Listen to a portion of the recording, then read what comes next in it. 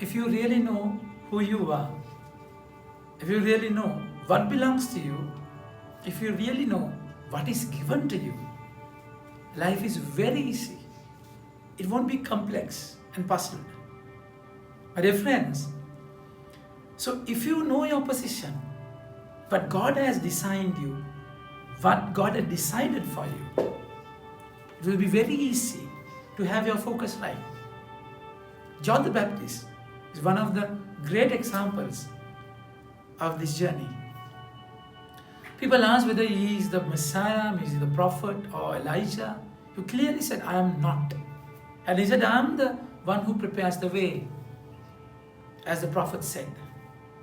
And he had to discern this properly, that what belongs to him and who he was.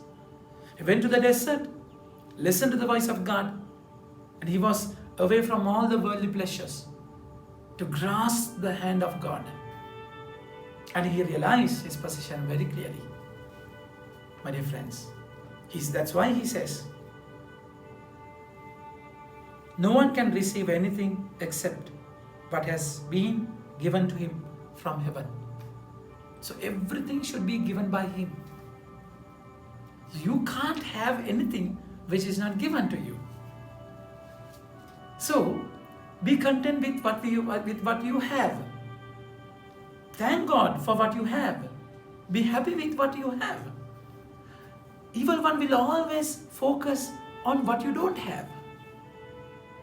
And he will ask you to make the stones bread. So if you don't have someone, you want to make someone that what you don't have. That's turning the stone into bread. It won't last. So if the Lord does not build the house, in vain the laborers labor. If the Lord does not protect the city, in vain the God's breaking of the rest.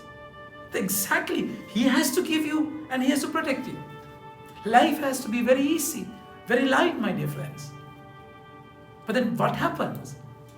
So if you don't know your position, you will be filled with insecurities, fears, phobias. That's why the disciples of John, they were scared. When Jesus or everyone was going to Jesus. And that's exactly what happened, my dear friends. So they were scared. They were scared of that. But John was very clear.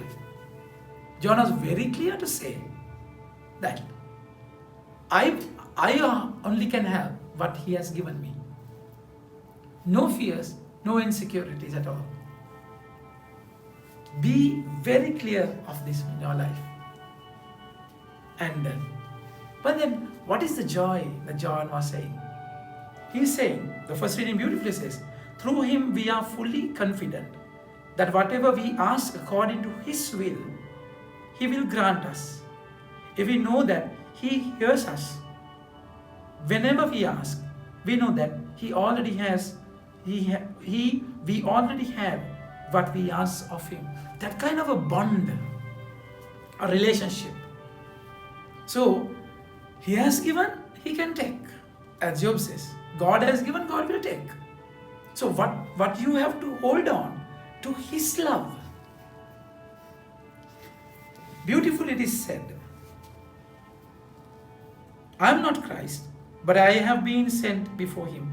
Only the bridegroom has the bride.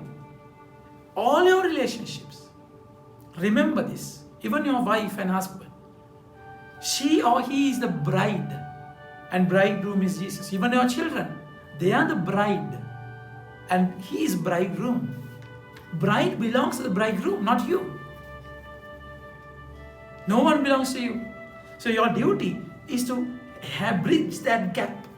Take the bride's hand and take to the bridegroom and unite them. That is saving them. Exactly.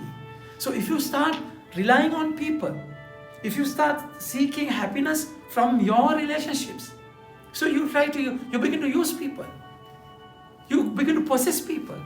So you begin to rule them over, control them. You will lose them, my dear friends. If you start giving yourself to people, so they will be lost because you can't handle this. You will die and you will die away.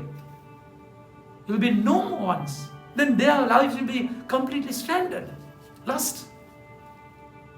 So Jesus has to be there in their lives. If you love one, give Jesus, not you. Make Jesus, the Word of God, the foundation, not you. It's important. It's important, my dear friends. So then what is my joy? From where I derive that joy, get that happiness? It's very clearly said. I am his friend. I am the best man of that bridegroom. John says. So my happiness is full, complete, because I hear the voice. That's my joy. Exactly. That should be your joy also. You hear him, you feel him, that you want to please him always.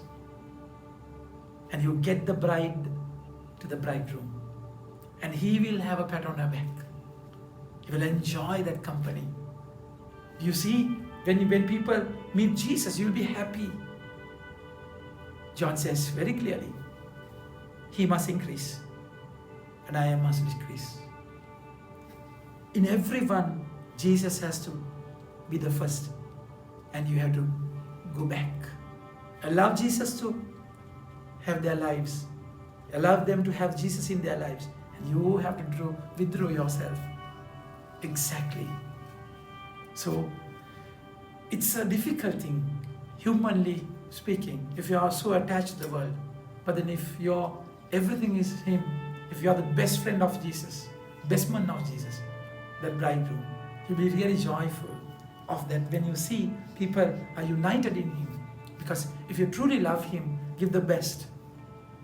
And what is the best that you can give is Jesus in their lives. So let him increase and you have to decrease. Think about it and have a nice day. Amen. May God bless you.